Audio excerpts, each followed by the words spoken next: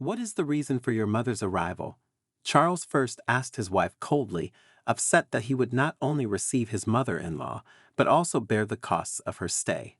Noticing that Henrietta Maria did not intend to give him a clear answer, the English king summoned his admiral to him and explained to him that it was necessary to arrange a meeting with Maria de Medici. "It is impossible to confuse her with anyone else," he noted. "The widow has not reduced her size over time. She can be recognized even without 6 carriages and 70 horses, which she always carries with her." After the son of the French Queen Louis XIII forced his mother to leave the court and settle in the province, Marie de Medici was riddled with rage, dreaming of giving her son a lesson. The Queen Mother did not even think of obeying the will of Louis. She escaped from the castle given to her by her son and wrote 2 letters. One is addressed to Louis, revealing the details of his flight and accusing Cardinal Richelieu. The other is sent to Archduchess Isabella in Brussels, with a request to take her under his care. In Brussels, Marie de Medici was warmly welcomed and festive events were organized in honor of her arrival. Louis XIII was extremely displeased when he realized that his mother was seeking protection from his opponents. A correspondence began between them. He begged her to return to France, and she insisted on Richelieu's resignation. Naturally, under such conditions, they failed to come to an agreement. For some time, Maria was taken under her care in Brussels, having allocated her housing and established a pension. She lived there, harboring anger in her soul and dreaming of revenge. Medici had hopes that her beloved Spain would conquer France, and she would return there as a winner. But the long war dragged on, and the authorities of Brussels began to carry out searches of French emigrants, including Maria. Her refuge was not left aside. Maria de Medici was deeply outraged by what was happening, especially when she learned that her pension had been reduced. This blow affected her so much that she resolutely gathered her retinue and belongings to secretly leave this ungrateful city. The French exile went to Holland, which, by the way, was an ally of France, not Spain.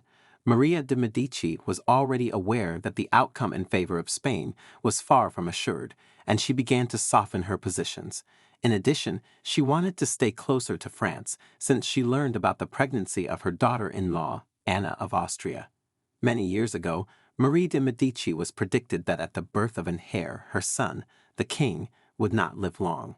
After learning about Anna's pregnancy, Maria remembered this prediction and hoped that she would be able to play an important role by becoming regent at the birth of the future crown prince.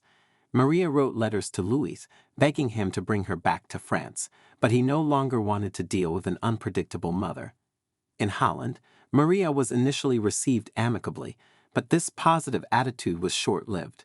The French queen did not know Dutch etiquette too well, committed several awkward acts, showed too arrogant behavior, and even quarreled with the palace in Tourge. The Princess of Orange clearly made it clear to the queen that it was better for her to leave the country. Then, Marie de Medici decided to go to England, where her daughter Henrietta Maria, the wife of King Charles I, lived. The English monarch ordered to arrange apartments for his mother-in-law in St. James's Palace. In addition, he provided her with a daily salary of £100 sterling. Not far from her daughter, Marie de Medici even managed to worsen her already bad relationship with her husband and cause discontent among the English public. The situation reached a critical point, and a huge crowd gathered in front of a palace where the Medici lived, shouting, "Death!" Sensing the danger, Marie de Medici decides that she can no longer stay in England, and finally announces her intention to go to Florence, the country to which Louis himself sent her for a long time. The English Parliament and Richelieu provided the Queen with funds for the trip. However, the way to Florence did not seem attractive to her. Instead, she went according to the plan proposed by Richelieu and drove to Cologne, where she finally decided to stay permanently. In this city, she was met by her old friend the artist Peter Paul Rubens. He once created a series of portraits of the French royal family and maintained good relations with the Medici. Rubens offered hospitality and invited the queen to stay at his house. Maria was grateful and agreed. Maria quickly ran out of money. Relatives no longer wanted to help. She had to rely on the help of strangers. After the death of Rubens, the artist died in May 1640. Maria was taken into her mansion by Count Trusselt, and then the archbishop provided her with a place to live. The last year of her life, Maria lived in the hope of outliving her son. However, this plan did not come to fruition. Upon learning that the king's favorite Saint Mar had been arrested and that the latest plot against Richelieu and the king had failed, her health was seriously undermined. On June 25, 1642, Maria de Medici began to have facial inflammation with the development of gangrene. On July 1, doctors diagnosed her with gangrene, and on July 3 she died.